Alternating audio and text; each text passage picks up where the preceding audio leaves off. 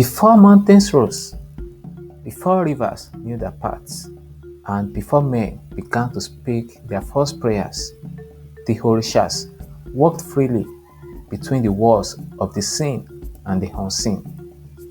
There were many Orishas. Some said 201, some said 400, but those who heard true wisdom knew the secret. There were 401 Orishas, each of them born from the bread and mind of Olodumare, the supreme creator who watched over all things with silent, endless patience.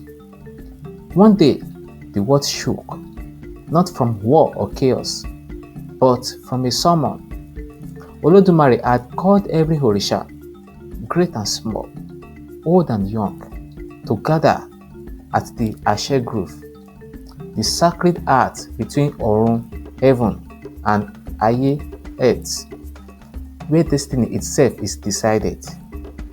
The trees of Ashe Grove bent backward in honor. The winds grew still. The rivers sang softer. The universe held its breath. They came from all directions.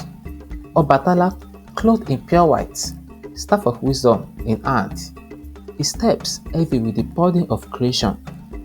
Ogun, the iron warrior, sword slung over his bare shoulder, his body scarred from battles fought across the worlds.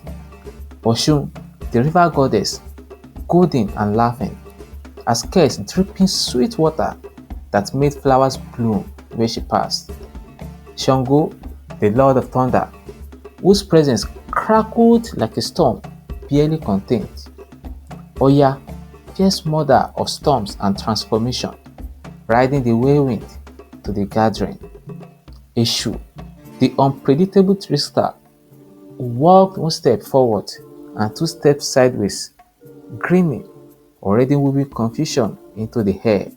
Orunmila, wise keeper of fates, who needed no map to arrive, for he knew all things before they unfolded. And behind them came lesser known Orishas, those who governed small rivers, those who guided forgotten hills, those who whispered to hunters in the bush, those who sat at the crossroads of life and death. Their colors, their voices, their powers collided into a rainbow storm above the grove. The earth trembled with the weight of divinity.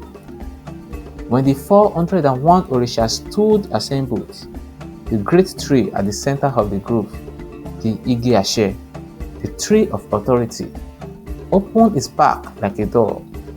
From within emerged a voice that was not a voice.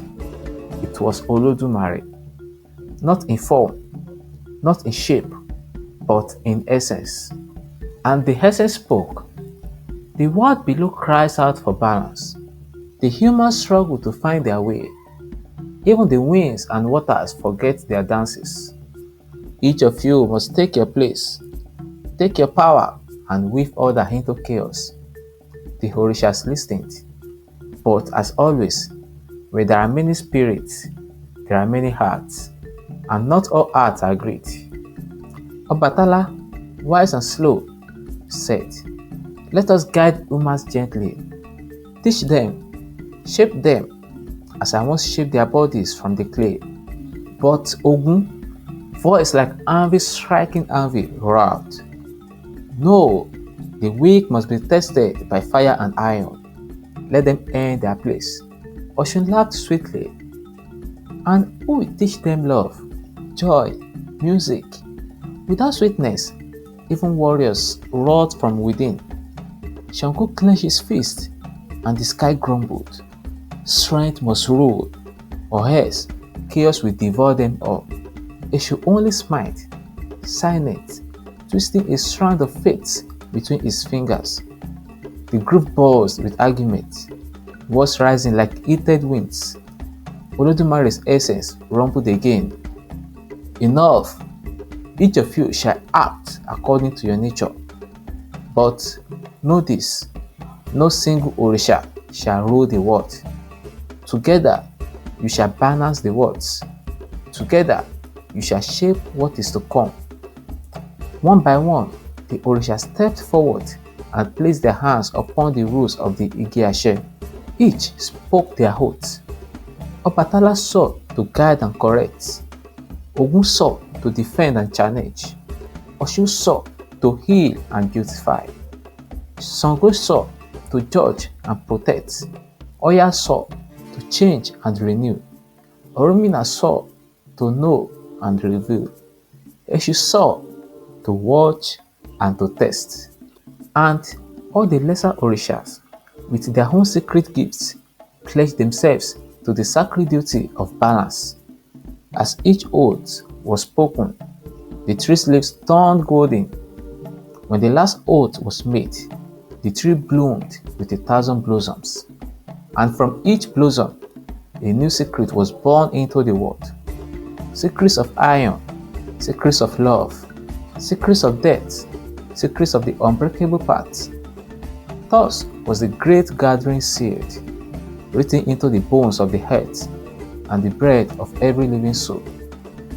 To this day, the Yoruba believe no force rules alone, no blessing comes without a lesson, no cause comes without a choice, and the Orishas, bright, dark, fierce, gentle, still walk beside us, shaping every path, every river, every storm, and somewhere in the unseen place between heaven and earth, the Igi-Ashe still stands. Its roots hold the oath of the 401 Orishas. It leaves whisper to those who listen carefully.